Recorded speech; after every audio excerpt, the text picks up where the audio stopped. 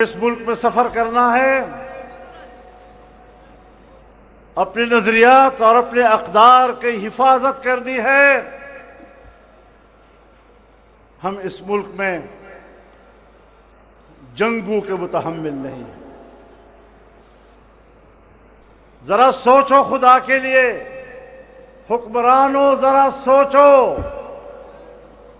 سن 1950 سے لے کر امریکی قرضے لے کر تم نے آج تک صرف ان کے قرضوں پر اپنی زندگی گزاری۔ آج تمہارا حشر کیا ہے؟ ہندوستان معاشی لحاظ سے ترقی کر رہا ہے، چین ترقی کر رہا ہے، بنگلہ دیش ترقی کر رہا ہے، افغانستان کی حالت ہم سے بہتر ہے، ایران ترقی کر رہا ہے، اور اس پورے خطے میں ایک پاکستان ہے جو ڈوب رہا ہے۔ کن پالیسیوں کی وجہ سے ڈوب رہا ہے؟ تمہاری غلامانہ پالیسیوں کی وجہ سے ڈوب رہا ہے۔ تمہارے اندر خودداری نہیں ہے، تم فکری لحاظ سے غلام ہو۔ تمہیں صرف اپنے قوم کے بچوں کو قتل کرنا آتا ہے۔ تمہارے اندر پاکستان کو ترقی دینے کی صلاحیت نہیں ہے۔ آج چین کا اعتماد اٹھ رہا ہے۔ خطے میں پاکستان تنہا ہو رہا ہے۔ ہندوستان ہمارا دشمن، اور افغانستان سے بھی لڑائی، ایران سے بھی لڑائی۔ کہاں گئی ہماری خارجہ پالیسی، پرامن خارجہ پالیسی؟ پاکستان کے بقا و استقلال کی پالیسی؟ پروپیگنڈوں سے کچھ نہیں ہوگا۔ پروپیگنڈوں کی زبان روک دو، جنگ کی زبان روک دو۔ میں افغانستان سے بھی کہنا چاہتا ہوں، میں پاکستان سے بھی کہنا چاہتا ہوں، افغانستان پاکستان کی لڑائی نہ پاکستان کے مفاد میں ہے نہ افغانستان کے مفاد میں ہے۔ ایک طرف ہم انڈیا سے لڑے، دوسری سرحد پر ہم افغانستان سے لڑے۔ ہم نے پاکستان کو کہاں جا کر کھڑا کر دیا؟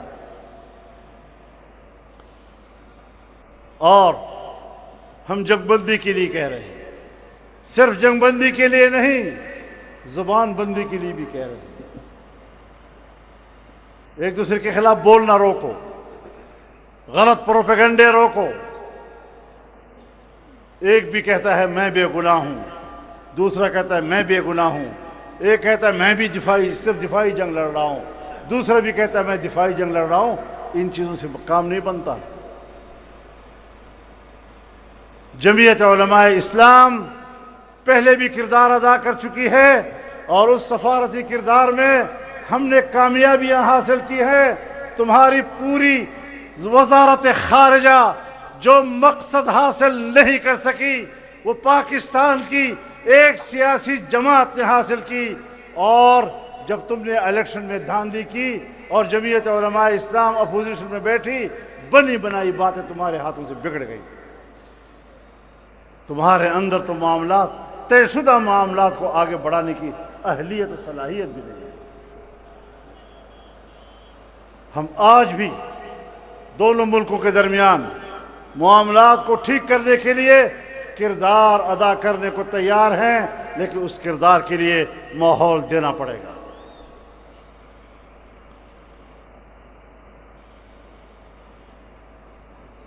دنیا چاہتی ہے، امریکہ چاہتا ہے، مغرب چاہتا ہے کہ افغانستان میں اسلام کیوں آیا، امارت اسلامیہ کیوں قائم ہوئی؟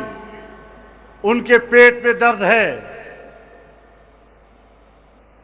ہم نے بہت پراکسی جنگ لڑ لی۔ کمیونسٹ آئے، ہم نے مجاہدین کا ساتھ دیا۔ مجاہدین آئے، آپس میں لڑے، ہم نے دوسرے مخالف کا ساتھ دیا۔ طالبان آئے، وہ لڑے، ہم نے طالبان کا ساتھ دیا۔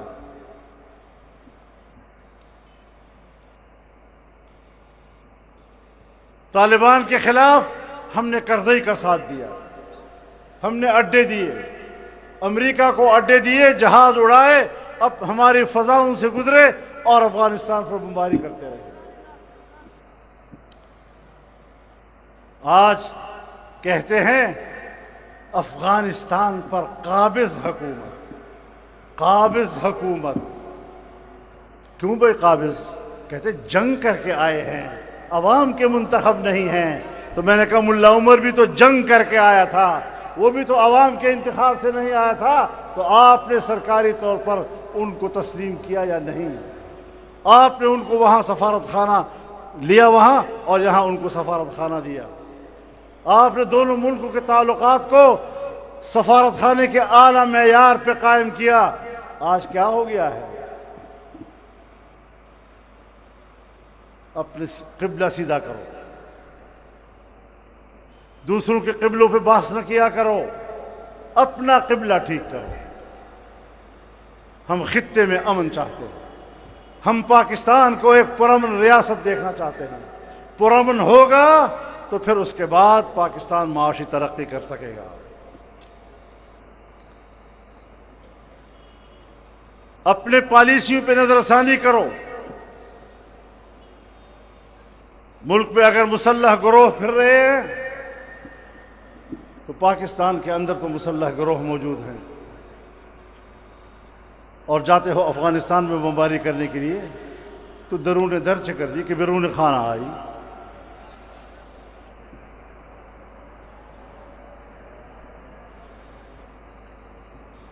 تو نئی نئی باتیں بنانا اور معصوم بن کر جنگ کے لیے جواز فراہم کرنا، اب وہ وقت گزر چکا ہے۔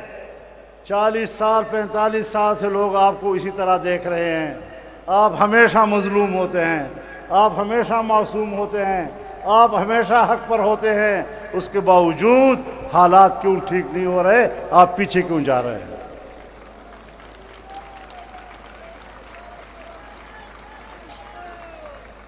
اپنی پالیسیوں پہ نظر ثانی کرو، بیٹھو دوبارہ۔ اور میں اپنے حکمرانوں سے بھی کہنا چاہتا ہوں کہ دوسروں کا گلہ نہ کیا کرو، ذرا تھوڑا جیاں اپنے منجے دے تھلے اپنا ڈانگ بھی پھیرو ذرا، کہیں تمہارے اندر گھس بیٹھیے وہ ایسے حالات تو نہیں پیدا کر رہے۔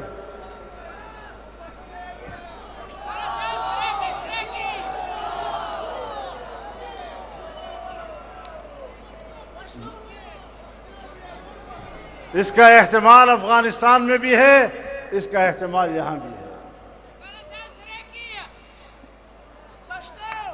التهم خلق شتا چې افغانستان په جنگ اړول غواړي، او په پاکستان کې هم خلق شتا چې پاکستان په جنگ اړول غواړي، او کا پاکستان او افغانستان کې نوي په امریکې او په یورپ کې خو خامخا شتا چې دا غواړي چې جنگ بیا جوړ کړي۔ ہمیں امریکہ اور مغربی خواہشات کے تابع سیاست نہیں کرنی، اور یہ کہنا کہ پاکستان اور ہم تو پاکستان کے لیے کر رہے ہیں، ہم اتنے بھولے بھالے نہیں ہیں۔ مشرف نے کہا تھا سب سے پہلے پاکستان، ہم نے اس کو بھی کہا تھا جھوٹ بولتے ہو، تم کسی کے نمائندہ بن کر جنگ لڑ رہے ہو۔ اگر میں مشرف کے اس موقف کے خلاف علل اعلان میدان میں آ سکتا ہوں تو آج بھی میں میدان عمل میں سچی بات کر سکتا ہوں۔ ہم مروب ہونے والے لوگ نہیں ہیں، ہم دباؤ میں آ کر بات کرنے والے نہیں ہیں، ہاں ہم بہتر سوچنے والے لوگ ہیں، ہم ملک کے لیے سوچنے والے لوگ ہیں، ہم وطن عزیز کی بھلائی چاہتے ہیں۔ پڑوسیوں کے ساتھ بہتر تعلقات، اس کا درس ہمیں سیکھنا چاہیے، اور یہ درس اگر سیکھنا ہے تو پھر مفتی محمود کے فلسفے اور نظریے سے سیکھو۔ وہی آپ کو بتائے گا کہ ملک کیسے چلتے ہیں، خارجہ پالیسی کیسے چلتی ہے، ملک کی مفاد کے لیے کس طرح کام کرنا پڑتا ہے۔ طاقت کے نشے میں سمجھنا کہ میں سب کچھ جانتا ہوں، یہ بہت بڑی ایک گمراہی اور غلط فہمی ہے۔ تو میرے محترم دوستو، انشاءاللہ العزیز مفتی محمود نے جہاں سے سفر شروع کیا اور جو نشان راہ ہمیں انہوں نے عطا کیا، آج پاکستان کا ہر نوجوان ہر طرف پھیلا ہوا وہ آج ان کے نظریے کو آگے بڑھا رہا ہے، اور اسی طرح کانفرنسیں انشاءاللہ ملک بھر میں ہوں گی اور ہوئی ہیں، اور آپ نے تاریخ ساز اجتماع کیے ہیں۔ آج کے اس تاریخ ساز اجتماع کی طرف اگر عوام کا جمعیت علماء اسلام پر اعتماد ہے اور بحر بے کراں جمعیت علماء کے جلسوں میں شرکت کرتی ہے، ان کی دعوت پر لبیک کہتی ہے، تو پھر ان کے ووٹ کے ساتھ زیادتی کرنا، اس کی بھی پھر ہم جنگ لڑنا جانتے ہیں۔ انشاءاللہ وہ جس کے عزم پہ قربان جوانیوں کا غرور، وہ جس کے عزم پہ قربان جوانیوں کا غرور، وہ مرد پیر بے کیسا شباب رکھتا تھا،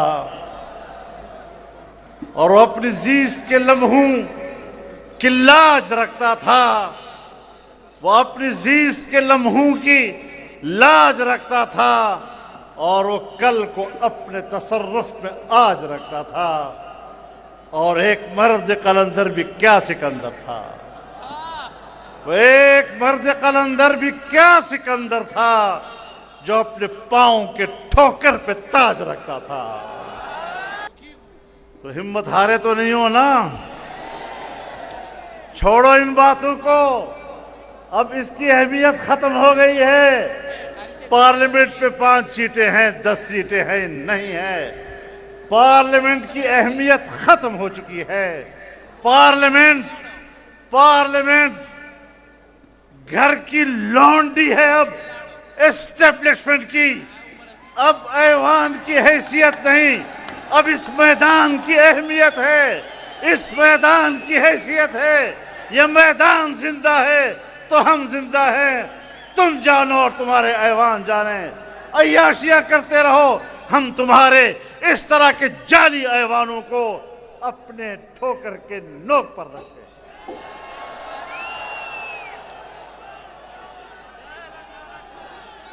ہم جس جمہوریت کے علمبردار ہیں، وہ جمہوریت آئین کی جمہوریت، اسلام کی علمبردار جمہوریت، قرآن و سنت کی علمبردار جمہوریت، عوام کی نمائندہ جمہوریت، ہم اس کے قائل ہیں۔ اور اگر وہاں قرآن و سنت نہیں ہے، اگر وہاں اسلام کی سربلندی نہیں ہے، اعلاء کلمت اللہ نہیں ہے، وہاں غلامی ہے، ٹرمپ کی غلامی ہے، امریکہ کی غلامی ہے، غرب کی غلامی ہے، تو ہم ایسے نظام پر لعنت بھیجتے ہیں۔ ہاں اس ملک میں ایک اور تحریک شروع ہوئی کہ اسرائیل کو تسلیم کیا جائے۔ اسرائیل کو تسلیم کرنے میں ہمارا بڑا مفاد ہے، لیکن آپ کی طاقت تھی جو میدان میں نکلی، اس نظریے کو مارا، اسرائیل کو تسلیم کرنے کے عزائم کو توڑا، اور آج کسی کا مائی کا لال بھی پاکستان میں اسرائیل کو تسلیم کرنے کی بات کرنے کی جرات نہیں کر سکتا۔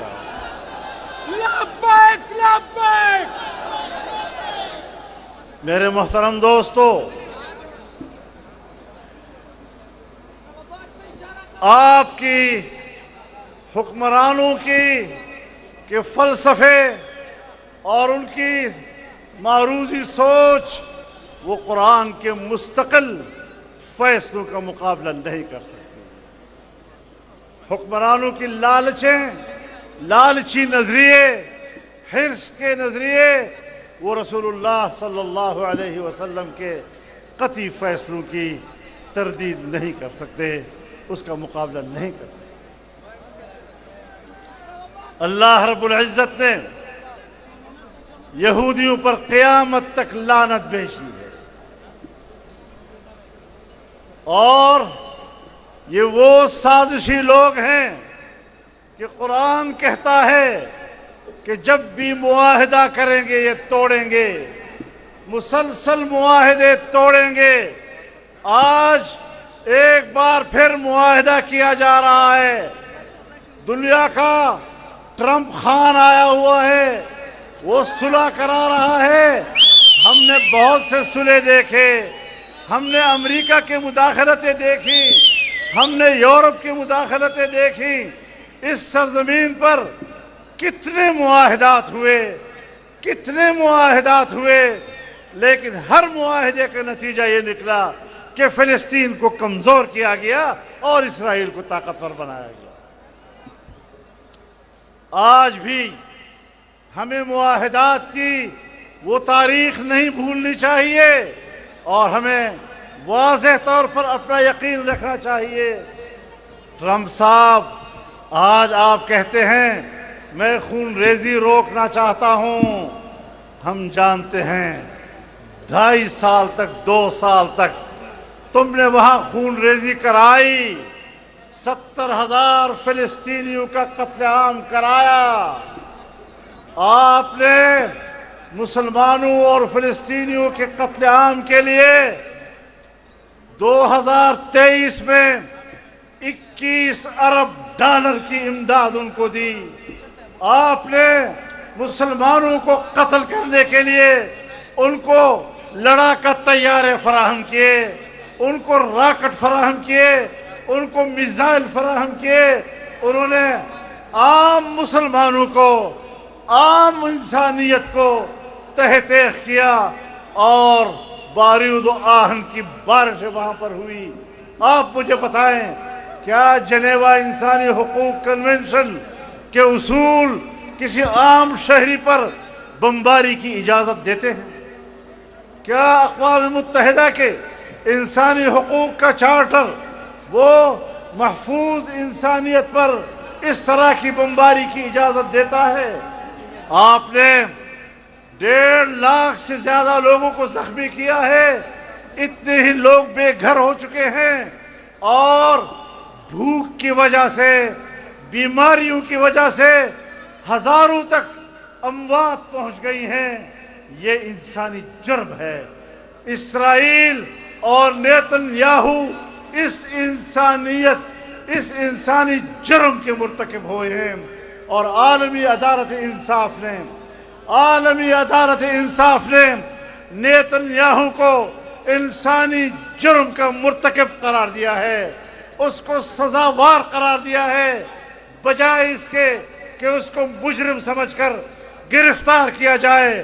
امریکہ میں اس کو گرفتار کیا جاتا، ٹرمپ نے اپنے پہلو میں کھڑے ہو کر ان کے ساتھ پریس کانفرنس کی۔ آج وہ اسرائیل آ کر ان کی اسمبلی سے خطاب کر رہا ہے۔ ہم مصلحتوں کی بات نہیں کر رہے، اصول کی بات کر رہے ہیں۔ میں آج بھی سمجھتا ہوں کہ اسلامی دنیا اور ان کے حکمران ہوش کے ناخن لے۔ جس قوم پر اللہ نے قیامت تک اعتماد نہیں کیا، جس قوم پر جناب رسول اللہ صلی اللہ علیہ وسلم نے قیامت تک اعتماد نہیں کیا، جس قوم کو اللہ اور اس کے رسول نے مسلمان کا بدترین دشمن قرار دیا، آپ کس امید پر ان کے ساتھ صلح کی طرف جانا چاہتے ہیں؟ ان سے کیا توقع وابستہ کرنا چاہتے ہیں؟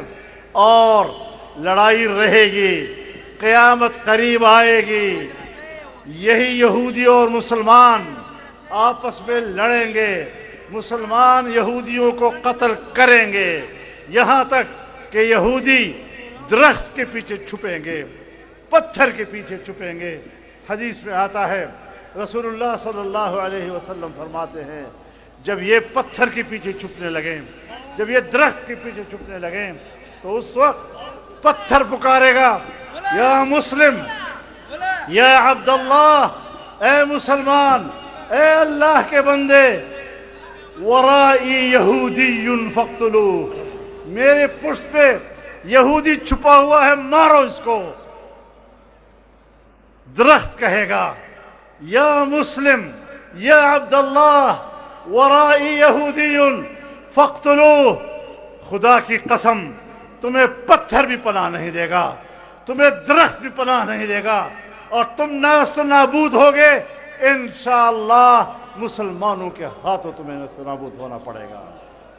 نعرہ تکبیر! یہودیوں پہ لعنت! یہودیوں پہ لعنت! امریکہ پہ لعنت! یہودیوں کے ایجنٹوں پہ لعنت! فرق واضح ہے، فرق واضح ہے۔ یہودی دجال کا انتظار کر رہے ہیں اور دجال کو نجات دہندہ سمجھتے ہیں، مسلمان حضرت مہدی کا انتظار کر رہے ہیں اور وہ مہدی کو نجات دہندہ سمجھتے ہیں۔ انشاءاللہ بالآخر فتح مسلمانوں کی ہوگی، اور یہودیوں تمہارا منہ کالا ہوگا، تم پر مسلمان کبھی اعتماد کرنے کو تیار نہیں ہو سکتا۔ میں پاکستان کے سیاستدانوں کو بتانا چاہتا ہوں، یہ تو اللہ اور اس کے رسول کے فیصلے ہیں جو احادیث میں تواتر کے ساتھ ثابت ہیں، اور قائد اعظم نے کہا تھا، قائد اعظم نے اسرائیل کی حکومت بننے کے بعد سب سے پہلا بیان دیا تھا کہ یہ ایک ناجائز ریاست ہے۔ اس نے جس کو ناجائز ریاست کہا اور جس کو انہوں نے عربوں کی پیٹھ پہ گھونپا ہوا خنجر قرار دیا، آج قائد اعظم کا نام لینے والے، بانی پاکستان کے پیروکار کہلانے والے، انہی کے اصول اور انہی کے فیصلوں کو روند رہے ہیں۔ تمہیں شرم نہیں آتی؟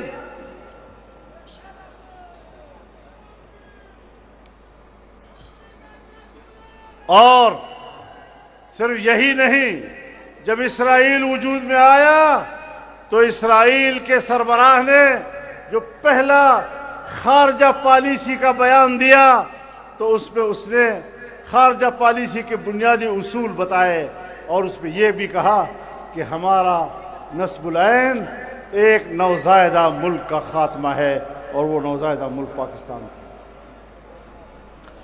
ان کی سوچ بھی واضح ہے، پاکستان کی سوچ بھی واضح ہے۔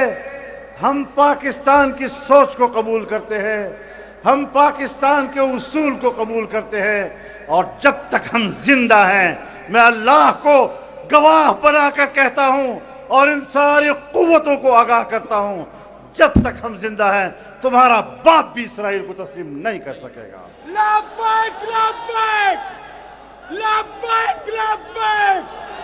یہودیوں کا جو یار ہے، یہودیوں کا جو یار ہے، امریکہ کا جو یار ہے، امریکہ کا جو یار ہے۔ میرے محترم دوستو، ہم نے